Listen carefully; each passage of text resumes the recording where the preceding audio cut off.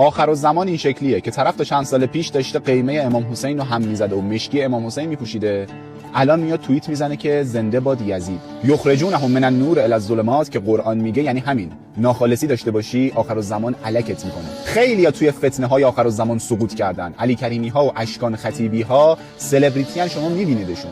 ولی اگه مثل من یه پیج این شکلی داشته باشی، دایرکتاتو ببینی، متوجه میشی که سقوط آزاد از کشتی امام حسین به قعر جهنم یزید یعنی چی. امام صادق علیه السلام فرمودند که آخرالزمان این شکلیه که طرف صبح مؤمن از خونه میره بیرون، کافر برمیگرده خونه.